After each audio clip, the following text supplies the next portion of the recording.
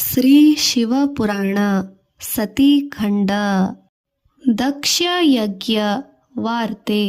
ಚಂದ್ರನಿಂದ ತಿಳಿದ ಸತಿ ಯಜ್ಞ ಪ್ರಾರಂಭವಾಗುವ ಹಿಂದಿನ ದಿನ ಚಂದ್ರನು ರೋಹಿಣಿ ಸಮೇತ ತನ್ನ ದಿವ್ಯ ವಿಮಾನರೂಢನಾಗಿ ಮಂದರಾ ಪರ್ವತವನ್ನು ವಾರಾಣಸಿಯನ್ನು ದಾಟಿ ಹೋಗುತ್ತಿರುವುದನ್ನು ನೋಡಿದಳು ಸತೀದೇವಿ. ಅದುವರೆಗೂ ತನ್ನ ಸಹೋದರಿ ರೋಹಿಣಿ ಬಂದು ಹೋಗುತ್ತಿದ್ದವಳು ನೈಮಿಷಾರಣ್ಯದಲ್ಲಿ ಋಷಿಗಳ ಯಾಗ ನಂತರ ಪರಿಣಮಿಸಿದ ಘಟನೆಗಳ ನಂತರ ಮಾವ ಅಳಿಯರ ಸ್ಪರ್ಧೆಯಿಂದಾಗಿ ಈ ಸಹೋದರಿಯರ ನಡುವೆ ಅಗಾಧವಾದ ಬಿರುಕು ಏರ್ಪಟ್ಟಿತು. ರೋಹಿಣಿಯು ತನ್ನ ಪತಿಯ ಆಜ್ಞೆಯನ್ನು ಮೀರಲಾರದೆ ಸಹೋದರಿಯಿಂದ ದೂರವಿದ್ದಳು. ತನ್ನ ಸಖಿಯನ್ನು ಕರೆದು ವಿಷಯವೇನೆಂದು ತಿಳಿದುಕೊಂಡು ಬರುವಂತೆ ಕಳುಹಿಸಿದಳು. ಸಮಾಚಾರವನ್ನು ತಿಳಿದುಕೊಂಡು ಬಂದ ಆ ಸಖಿಯು ದಕ್ಷ ಪ್ರಜಾಪತಿಯು ನಡೆಸಲಿಚ್ಛಿಸಿದ ಯಜ್ಞದ ಸಂಗತಿಯನ್ನು ವಿವರಿಸಿದಳು. ತಕ್ಷಣವೇ ಸತಿಯು ಅಲ್ಲಿಂದ ಹೊರಟು ಯೋಗದೀಕ್ಷಾ ತತ್ಪರನಾಗಿ ಧ್ಯಾನ ಮುದ್ರೆಯಲ್ಲಿ ಅವಲಂಬಿಸಿದ್ದ ಪತಿಯ ಮುಂದೆ ನಿಂತಳು. ಸ್ವಲ್ಪ ಕಾಲದ ನಂತರ ಕಣ್ಣುಗಳನ್ನು ತೆರೆದು ನೋಡಿದ ಶಿವನು ನಿರ್ವಿಕಾರನಾಗಿ, ಸತಿ, ನೀನು ಬರಲು ಕಾರಣವೇನು ಎಂದು ವಿಚಾರಿಸಿದನು. ತನ್ನನ್ನು ಶಿವಕಾಮಿನಿಯನ್ನು ಜನನಿ ಎಂದು ಗಂಡನು ಕರೆದು ಸಂಬೋಧಿಸಿದ ರೀತಿಯನ್ನು ಕಂಡು ಮತ್ತೊಂದು ಸಾರಿ ಸತೀದೇವಿಯ ಮನಸ್ಸು ಚಿಕ್ಕದಾಯಿತು. ತಂದೆಯು ಮಾಡುತ್ತಿರುವ ಯಾಗಕ್ಕೆ ಹೋಗುವ ಉತ್ಸಾಹದಲ್ಲಿ ಗಂಡನ ಅನುಮತಿಗಾಗಿ ಯಾವ ರೀತಿ ಮಾತು ಪ್ರಾರಂಭಿಸುವುದು ಯೋಚಿಸುತ್ತಾ ಇದ್ದಳು ಸತೀದೇವಿ. ಅವರ ಸಂಭಾಷಣೆ ಈ ರೀತಿಯಾಗಿ ನಡೆಯಿತು. ಸತಿ, ನನಗೊಂದು ಶುಭವಾರ್ತೆ ದೊರಕಿತು. ಶಿವ, ನಮಗೆ ಎಂದರೆ ನನಗೋ ನಿನಗೋ? ಸತಿ, ಅದೇನು? ನಾನು ಬೇರೆ ನೀವು ಬೇರೆ ಅಲ್ಲವಲ್ಲ? ಶಿವ, ಅದು ಒಂದು ಸಾರಿ. ಸತಿ, ಅದೆಲ್ಲ ಇರಲಿ, ವಿಷಯ ಕೇಳಿ. ನನ್ನ ಪಿತೃದೇವರು ಒಂದು ಮಹತ್ತರವಾದ ಯಾಗವನ್ನು ಮಾಡುತ್ತಾರಂತೆ. ಶಿವ ನಿರ್ವಿಕಾರನಾಗಿ, ಆಹಾ, ಹಾಗೇನು? ಸತಿ, ಹಾಗಲ್ಲ, ನಾವು ಯಾವಾಗ ಅಲ್ಲಿಗೆ ಹೋಗುವುದು? ಶಿವ, ಯಾವಾಗಲಾದರೂ ಸರಿ.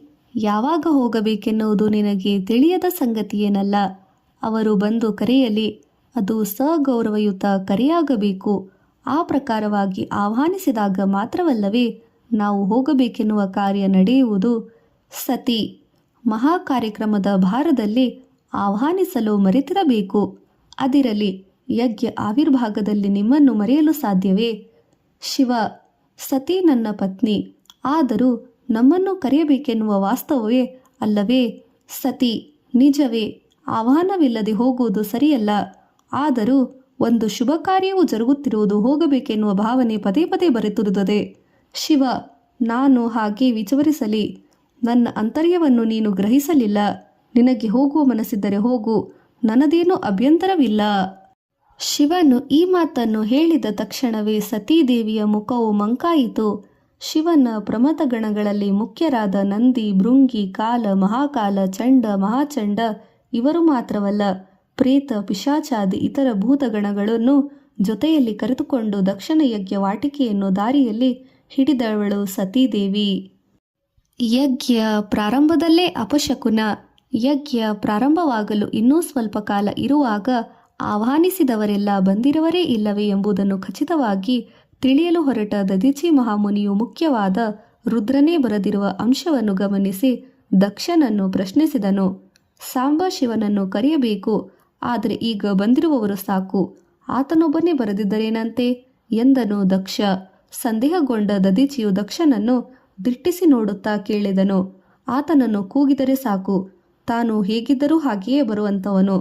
ಅಂತಹ ಭೋಳಾಶಂಕರನಾಥನು. ಅಂಥವನು ಬರಲಿಲ್ಲವೆಂದರೆ ನೀನು ಆಹ್ವಾನಿಸಿಲ್ಲ, ಹೌದೇ ಎಂದು ದೂಷಿಸಿದನು. ಹೌದು, ಬೇಕೆಂದೇ ಕರೆಯಲಿಲ್ಲ. ಸಂಶಾನವಾಸಿ, ಚಿತಾಭಸ್ಮಧಾರಿ, ಅಸ್ಥಿಮಾಲಾಲಂಕಾರಿ, ನಾಗಭೂಷಣ ವಿಹಾರಿ ಆ ವಿರೂಪಾಕ್ಷನನ್ನು ಕರೆಯುವುದು ಏಕೆ ಎಂದು ಸುಮ್ಮನಾದೆ ಎಂದನು ದಕ್ಷ. ಹಾಗಾದರೆ ನೀನು ಯಾಗವನ್ನು ನೆರವೇರಿಸಿದಂತಾಯಿತೆ ಎಂದು ವ್ಯಂಗ್ಯವಾಗಿ ಹೇಳಿ ಪರಮಶಿವನನ್ನು ನಿರಾಕರಿಸಿದ ಮೇಲೆ ನಿಮಿಷ ಮಾತ್ರವೂ ನಾನು ಇಲ್ಲಿ ನಿಲ್ಲುವುದಿಲ್ಲ ಎಂದು ಸರಸರನೆ ಅಲ್ಲಿಂದ ಹೊರಟು ಹೋದನು ದದೀಚಿ. ದದೀಚಿಯ ಮಾರ್ಗವನ್ನೇ ಅನುಸರಿಸಿದ ಕೆಲವರು ಕೂಡ ಹೊರಟು ಹೋಗಲಾಗಿ, ಒಳ್ಳೆಯದೇ ಆಯಿತು, ಹೋದರೆ ಹೋಗಲಿ. ಶಿವಪ್ರಿಯರೆಲ್ಲರೂ ವೇದಮಾರ್ಗ ಪ್ರವರ್ತಕರಲ್ಲವಲ್ಲ, ಯಾಗವು ಅವೈದಿಕವಾಗಿ ಸಾಗುತ್ತಿದೆಯೋ ಏನೋ ಎಂಬ ಶಂಕೆಯು ಹೋಯಿತು ನನಗೆ ಎಂದುಕೊಂಡನು ದಕ್ಷ. ಶುದ್ಧ ವಿಷ್ಣು ಪಾರಾಯಣದೊಂದಿಗೆ ಯಜ್ಞ ಪ್ರಾರಂಭವಾಯಿತು. ಯಜ್ಞ ಕುಂಡದಲ್ಲಿ ಸತಿಯ ಆತ್ಮಾಹುತಿ. ಪ್ರಮಥಗಣಗಳನ್ನು ಕರೆದುಕೊಂಡು ಬರುತ್ತಿದ್ದ ಸತೀದೇವಿಯು ತನ್ನ ಮನಸ್ಸಿನಲ್ಲಿ ಈ ಪ್ರಕಾರ ಆಲೋಚಿಸುತ್ತಾ ಬರುತ್ತಿದ್ದಳು. ಇದೆಂತಹ ಅಜ್ಞಾನವು ನನ್ನ ತಂದೆಯದು?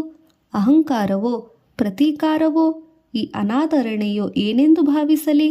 ಅಜ್ಞಾನವಾದರೆ ಜ್ಞಾನವನ್ನು ಬೋಧಿಸುತ್ತೇನೆ, ಅಹಂಕಾರವಾಗಿದ್ದರೆ ಅದನ್ನು ಬಿಡು ಎಂದು ಎಚ್ಚರಿಸುತ್ತೇನೆ, ಹೊಗಳಿಕೆಯಾದರೆ ಪರೋಕ್ಷವಾಗಿ ಮೊದಲಿಸುತ್ತೇನೆ. ಈ ಪ್ರಕಾರವಾಗಿ ಏನೇನೋ ಊಹಿಸಿಕೊಳ್ಳುತ್ತಾ ಯಜ್ಞವಾಟಿಕೆಯನ್ನು ಸಮೀಪಿಸುತ್ತಾ ನಂದಿವಾಹನದಿಂದ ಕೆಳಗಿಳಿದಳು ಸತೀದೇವಿ.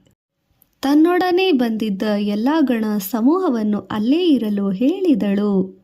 ಅಲ್ಲಿ ಬಂದು ನಿಂತ ಸತೀದೇವಿಗೆ ಆಕೆಯ ಸಹೋದರಿಯರು, ದೇವತೆಗಳು, ಋಷಿಗಳು ಸ್ವಾಗತಿಸಿದರು. ಸತ್ಕಾರವು ಒಳ್ಳೆ ರೀತಿಯಲ್ಲಿ ಲಭಿಸಿತು. ತಾಯಿ ಅಸಿಕ್ನಿಯು ಅಲ್ಲಿ ಬಂದು ಸೇರಿದಳು. ಹವನ ವೇದಿಕೆಯ ಬಳಿ ಬಂದು ನಿಂತಳು ಸತಿ. ಶಿವನನ್ನು ಬಿಟ್ಟು ಮಿಕ್ಕ ಎಲ್ಲರಿಗೂ ಅಲ್ಲಿ ಆವಿರ್ಭಾಗ ಅರ್ಪಿಸಲು ಮಾಡಿದ ಏರ್ಪಾಟುಗಳನ್ನು ಗಮನಿಸಿದಳು. ತನ್ನ ಮಗಳನ್ನು ನೋಡಿದರೂ ಕೂಡ ತನ್ನ ಮುಖವನ್ನು ತಿರುಗಿಸಿಕೊಂಡನು ದಕ್ಷ. ಸತೀದೇವಿಯು ತಕ್ಷಣವೇ ತನ್ನ ತಂದೆಯ ಎದುರಿಗೆ ಬಂದು ನಿಂತಳು. ಅವರಲ್ಲಿ ಪರಸ್ಪರ ಸಂಭಾಷಣೆಯು ಈ ರೀತಿಯಾಗಿ ಸಾಗಿತು.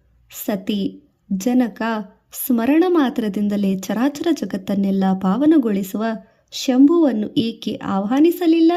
ಅದು ಅಪವಿತ್ರ ಕಾರ್ಯವೆಂದು ನಿನಗೆ ತಿಳಿಯದೆ ಅಜ್ಞಾನವೋ ಅಹಂಕಾರವೋ?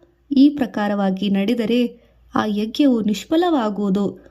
ಅಧಮಾಧಮವು ಅಧರ್ಮವು. ದಕ್ಷ, ಸಾಕು ನಿನ್ನ ಮಾತು. ನಿನ್ನ ಪತಿಯು ಇಲ್ಲಿ ಇರಲು ಅರ್ಹನೇ ಅಲ್ಲ. ಸತಿ ಆಶ್ಚರ್ಯದಿಂದ ಏನು ಏನು? ದಕ್ಷ, ಭೂತ ಪ್ರೇತ ಪಿಶಾಚಿಗಳಿಗೆ ಅಧಿಪತಿಯಾದವನು, ಕ್ಷೂದ್ರ ದೇವತೆಯರ ದೊರೆ. ಅಂಥವರಿಗೆ ವೇದೋಕ್ತ ಯಜ್ಞ ಪೂಜೆಗಳಿಗೆ ಅರ್ಹತೆ ಇಲ್ಲ. ಸತಿ, ಕೇವಲ ಭೂತ ಗಣಾಧಿನಾಥನು ಮಾತ್ರವೇನು? ಚತುರ್ದಶ ಭುವನಗಳಿಗೂ ರಕ್ಷಾಧ್ಯಕ್ಷ ಧುರಿಣೀನಾಥನು. ವಾಸ್ತವವಾಗಿ ನಿನಗೆ ಅಜ್ಞಾನವು ಆವರಿಸಿದೆ. ನಿನ್ನ ಹೆಸರು ದಕ್ಷನಲ್ಲ, ಅಕ್ಷರಗಳು ಅದಲು ಬದಲಾದ ಕ್ಷುಧ ನಿನ್ನ ಹೆಸರು. ನಿನಗೆ ಅರ್ಹತೆ ಏನಿದೆ? ದಕ್ಷ, ಈಗ ತಾನೇ ನೀನು ನಿನ್ನ ಪತಿಯು ಸರ್ವವ್ಯಾಪಕನೆಂದು ಸರ್ವಾಧ್ಯಕ್ಷನೆಂದು ಹೇಳಿದೆ. ಅದು ನಿಜವಾದರೆ ಆತನು ಇಲ್ಲಿ ಇರಬೇಕಿತ್ತಲ್ಲವಲ್ಲ? ಸತಿ, ವಿಧಿವಿಧಾನಗಳನ್ನು ಅನುಸರಿಸಿ ಆಹ್ವಾನಿಸಿದೆಯಾ? ಆಹ್ವಾನಿಸುವುದರಲ್ಲಿ ಲೋಪವನ್ನು ಮಾಡಿ ಇಲ್ಲಿ ಇರಬೇಕಲ್ಲ ಎಂದು ಕೇಳುವುದು ಮರ್ಯಾದೆಯೇ? ದಕ್ಷ ಪುನಃ ಹೇಳುತ್ತಾನೆ, ಆತನು ಕ್ಷೂದ್ರ ಸಹವಾಸಿಯು. ಸತಿ, ಹಾಗಿದ್ದ ಮೇಲೆ ಅಂತಹ ಕ್ಷುದ್ರ ಮೂರ್ತಿಗೆ ನನ್ನನ್ನು ಹೇಗೆ ಮದುವೆ ಮಾಡಿಕೊಟ್ಟೆ? ದಕ್ಷ, ರುದ್ರಮೂರ್ತಿ ಎಂದು ಹೇಳಿದರು ಬ್ರಹ್ಮ. ವಿಧಿವಶವಾಗಿ ತಪ್ಪಿಸಲು ನನ್ನಿಂದ ಸಾಧ್ಯವೇ? ಸತಿ, ಒಂದು ಸಾರಿ ನಂಬಿದ ಮೇಲೆ ಅದೇ ನನ್ನ ನಂಬಿಕೆ ಇರಬೇಕು. ಮಧ್ಯದಲ್ಲಿ ಎಷ್ಟೋ ಬರಬಹುದು, ಹೋಗುವುದು ಇರುವುದು. ಇದು ಪ್ರಾಜ್ಞರ ಲಕ್ಷಣವೇ. ಬಾಂಧವ್ಯವೆಂದರೆ ಅದೇನು ಸುಲಭವಾಗಿ ಕಡಿದು ಹೋಗುವಂತಹದೇ. ಮಗಳಿಗೆ ಮರ್ಯಾದೆ ಕೊಡಬೇಕಲ್ಲವೇ? ದಕ್ಷ ಹೂಂಕರಿಸುತ್ತಾ, ಮರ್ಯಾದೆಯಂತೆ ಮರ್ಯಾದೆ. ಮರ್ಯಾದೆಯೇ ತಿಳಿದವರಿಗೆ ಎಂತಹ ಮರ್ಯಾದೆ? ಸತಿ, ಕೋಪವು ತಾರಕಸ್ಥ ಸ್ಥಿತಿ ರೀತಿ ಸೇರಿ ಅಂತಹ ಅವಮರ್ಯಾದೆಯಾಯುತ ಕೆಲಸವನ್ನು ಏನು ಮಾಡಿದರು? ದಕ್ಷ, ತಿಳಿಯದೆ ಕೇಳುತ್ತೀಯಾ? ನನ್ನ ದೃಷ್ಟಿಯನ್ನೇ ತಪ್ಪಿಸುವ ಪ್ರಯತ್ನ ಮಾಡುತ್ತಿದ್ದೀಯಾ? ಆ ಬೂದಿ ಬಡುಕ ದಿಗಂಬರ. ಸತೀದೇವಿ ಮಧ್ಯದಲ್ಲಿ, ಸಾಕು ಸಾಕು. ಈ ಚರಾಚರ ಜಗತ್ತನ್ನೆಲ್ಲ ನಗ್ನವಾಗಿ ಹುಟ್ಟಿಸಿದವನಿಗೆ ದಿಗಂಬರ ಎಂಬ ಹೆಸರೇ? ಆತನ ಮಹಿಮೆಯ ಬಗ್ಗೆ ನಿನಗೆ ಯಾವ ಅರಿವಿದೆ? ದಕ್ಷ, ಓಹೋ ಹೋ, ಮಹಿಮಾವಂತ. ಎಲ್ಲವೂ ದುರಾಂತಕ, ದುರ್ಮಾರ್ಗ ಚೇಷ್ಟೆ. ಮನ್ಮಥನನ್ನು ಕಣ್ಣಿನಿಂದ ದಗ್ಧ ಮಾಡಿದವನು ಮಹಿಮಾವಂತ. ಬ್ರಹ್ಮನ ತಲೆಯನ್ನು ಕತ್ತರಿಸಿ ಆ ಪಾತಕವನ್ನು ಸಾಲದು ಎಂಬಂತೆ ಆತನ ಕಪಾಲದಲ್ಲಿ ಅಡಗಿ ಕೂತ ದೊಡ್ಡ ಕೆಲಸವೇ? ತಕ್ಷಣವೇ ಶಿವದೂಷಣವನ್ನು ಕೇಳಲಾರದೆ ತನ್ನೆರಡು ಕಿವಿಗಳನ್ನು ಬೆರಳುಗಳಿಂದ ಮುಚ್ಚಿಕೊಂಡಳು ಸತೀದೇವಿ. ಇನ್ನು ತಂದೆಯೊಡನೆ ಎಷ್ಟು ವಾದಿಸಿದರೂ ಫಲವು ಶೂನ್ಯವೆಂದು ಆಕೆಗೆ ಅರಿವಾಯಿತು. ಬಹುಶಃ ಇಂತಹ ರಾಧಾಂತವನ್ನು ತನ್ನ ಪತಿಯು ಮೊದಲೇ ಊಹಿಸಿದ್ದರೋ ಏನೋ. ಆದ್ದರಿಂದಲೇ ಹೋಗಬೇಡ ಎಂದು ಹೇಳಿರಬಹುದು ಎಂದು ಕ್ಷಣಕಾಲ ಆಕೆಯು ಮನಸ್ಸಿನಲ್ಲಿ ಯೋಚಿಸಿದಳು. ಅಲ್ಲಿಯೇ ಇದ್ದ ವಿಷ್ಣು ಇತ್ಯಾದಿ ದೇವತೆಗಳನ್ನು ನೋಡುತ್ತಾ ಈ ಪ್ರಕಾರವಾಗಿ ಹೇಳಿದಳು. ಸತಿ, ಸಮಸ್ತ ದೇವತೆಗಳಿರ ಈಶ್ವರ ಬಹಿಷ್ಕೃತವಾದ ಈ ಯಾಗಕ್ಕೆ ನೀವೆಲ್ಲ ಯಾವ ಕಾರಣವನ್ನಿಟ್ಟುಕೊಂಡು ಬಂದಿದ್ದೀರಿ? ವಾಸ್ತವವಾಗಿ ನಿಮಗೆ ಮನಸ್ಸಾದರೂ ಹೇಗೆ ಬಂದಿತು? ದೇವತೆಗಳೇ ಅಲ್ಲ, ಋತ್ವಿಕರು ಕೂಡ ಸತೀದೇವಿಯ ಪ್ರಶ್ನೆಗೆ ಉತ್ತರ ಕೊಡಲಾರದೆ ಆಕಾಶವನ್ನು ನೋಡುತ್ತಾ ಕುಳಿತರು. ಕರೆಯದೆ ಹೋಗುವುದು ಬೇಡ ಎಂದು ಶಿವನು ಹೇಳಿದರು. ಅದನ್ನು ಕೇಳದೆ ಬಂದ ತನಕ್ಕೆ ತಕ್ಕ ಶಾಸ್ತಿಯಾಯಿತು. ಹರಹರ, ಎಂತಹ ಶಿವನೆಂದೇ, ಎಂತಹ ಮಹಾದೂಷಣೆ! ಇಲ್ಲಿ ನಡೆದ ವಿಷಯವನ್ನು ಯಾವ ಮುಖವನ್ನಿಟ್ಟುಕೊಂಡು ಆತನಿಗೆ ಹೇಳಲಿ ಎನ್ನುತ್ತಾ ಕ್ಷಣಕಾಲ ವ್ಯಥೆಪಟ್ಟಳು.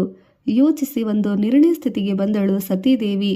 ತಂದೆಯೇ, ಯಜ್ಞಪುರುಷನು ಯಜ್ಞಭೋಕ್ತಾನು ಯಜ್ಞರೂಪನು ಆದ ನನ್ನ ಪತಿದೇವನನ್ನು ಶ್ರೀ ಸದಾಶಿವನನ್ನು ಆಹ್ವಾನಿಸದೆ ಹೋದುದೇ ಒಂದು ಅಪಚಾರವು. ಅದೂ ಸಾಲದೆನ್ನುವಂತೆ ಆತನ ದೂಷಣವನ್ನೇ ಕೂಡ ಮಾಡಿದ್ದೀಯಾ? ಅದು ನನ್ನ ಎದುರಿಗೆ ಮಾಡಿದ್ದೀಯಾ? ಅದೊಂದು ಅಪಚಾರವೂ ಇದೆ. ಯಾವ ಕರ್ಮಫಲವನ್ನು ಅಪೇಕ್ಷಿಸಿ ಇದನ್ನು ಮಾಡಿದೆಯೋ ಅದು ನನಗೆ ತಿಳಿಯದು. ಸಾಂಬಶಿವನೇ, ನಿನ್ನನ್ನು ಶಿಕ್ಷಿಸುವನು, ರಕ್ಷಿಸುವವರು ಕೂಡ ಯಾರೂ ಇಲ್ಲ. ನಿನ್ನಂತಹ ಪಾಪಾತ್ಮನಿಗೆ ಮಗಳಾಗಿ ಇನ್ನು ನಾನು ಇರಲಾರೆ.